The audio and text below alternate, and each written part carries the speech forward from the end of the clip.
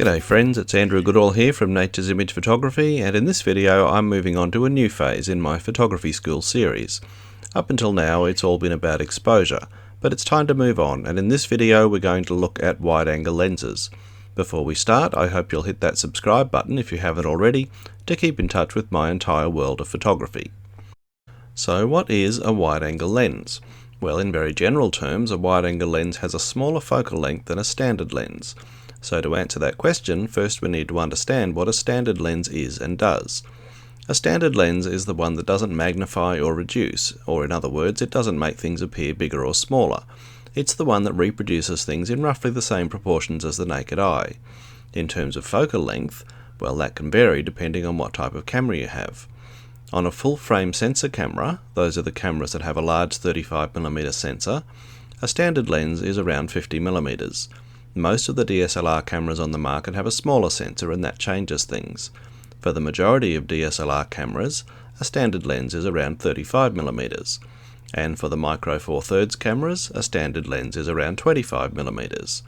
Now for the experts and mathematicians watching this video, I'm well aware that these are approximate numbers to help give the beginners a rough idea of what defines a wide-angle lens, so please don't spank me too hard in the comments. So, if you have a full-frame camera like say a Canon 5D Mark IV, a wide-angle lens is one with a focal length shorter than 50mm. If you have a crop sensor camera like the Canon 80D or something similar, then a wide-angle lens has a focal length shorter than 35. And for my Panasonic Lumix G9, which is a micro four thirds camera, a wide-angle lens is anything below 25mm. And of course, the shorter the focal length, the wider the angle becomes. So all those numbers aside, what does a wide-angle lens do? Well, there are actually three features I really want to talk about in this video. First and most obviously, they shoot a wider angle of view. That means they fit more of what's in front of you into the picture. Consequently, they make everything smaller, which means objects generally seem like they're further away than they really are. Take a look at these two shots. The first was taken with a standard lens and represents things pretty much as I saw them. The second was taken standing in the same place but using a wide-angle lens. You'll notice that we can now see a lot more in this photo. More road, more sky, more of the view to the left and right. And the main features in the photo, the fence and the mountains, look much further away. The second feature I want to talk about is depth of field. You might remember in an earlier video I told you that depth of field was affected by three things: aperture, distance from the subject, and the size of the lens. Well, a wide-angle lens has a naturally stronger depth of field, and that makes it easy to get everything in your photo in focus. In fact, with photos like these, it almost doesn't matter what aperture I use. I can focus on the foreground object and be reasonably confident that the background will be sharp as well. So if we put those first 2 points together, you can see that the wide-angle lens is great for adding context to a photo. In addition to capturing your foreground object, it also captures plenty of the surroundings.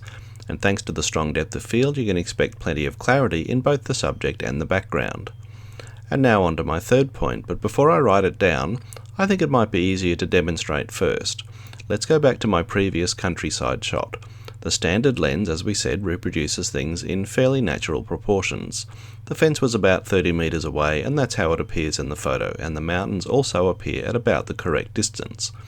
Now for the second shot, I was standing in exactly the same place. I simply zoomed back to a much wider angle. Now while the fence and mountains haven't moved, they clearly both seem much further away. The mountains, which I guess are about 30 kilometers away, now seem more like 100 kilometers away. But watch what happens when I take another wide-angle shot, this time standing much closer to the fence. The mountains still look like they're 100 kilometers away, but the fence is now a much bigger feature. In fact, it totally dominates the picture. So how does that work? Well, this brings me to point number 3, which is really a consequence of points 1 and 2. Remember, the wide-angle lens takes in a much wider angle of view, which means you can stand very close to something and still fit it in. And at the same time, it makes things in the distance seem much further away. And with that strong depth of field, it's easy to keep it all sharp. As a result, it's possible to make objects close to the camera appear very close and make things in the distance seem much further away. This exaggerates the distance between foreground and background objects to create a real illusion of three-dimensional depth. The more you look at my wide-angle photos, the more you start to see a pattern emerge. Wide sweeping views with plenty of detail from the foreground to the distance, with a strong dominant object close to the camera that really grabs the attention. And that's important because with all that extra depth of field it could be easy for the setting to take attention away from the subject. But with so much added emphasis on the foreground object, the subject always remains the star of the show. Let's take that idea a step further. If it's possible to make something in the foreground seem relatively close and something distant seem much further away, then it's possible to make something long seem even longer. This can create an exaggerated leading line effect, and viewers tend to follow those leading lines to see where they go. I use this to turn a photo into a bit of a story. I tell the viewer what I want them to see first, and then I lead them where I want them to go. What I really hope you take away from all this is that wide-angle lenses do a lot more than just fit more in. If that's all you're doing with your wide angle, then you're probably not using it to its full potential. With a wide-angle lens you can create really dynamic foregrounds and strong leading lines that pull the viewer into the scene. All it takes is a bit of creative thinking. Now before we go, it's only fair to tell you about a couple of distortion issues you might encounter when using a wide-angle lens.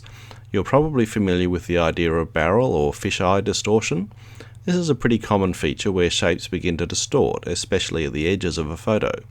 Horizons begin to curve and straight vertical lines develop a distinct lean inwards or outwards, depending on whether the camera is angled up or down.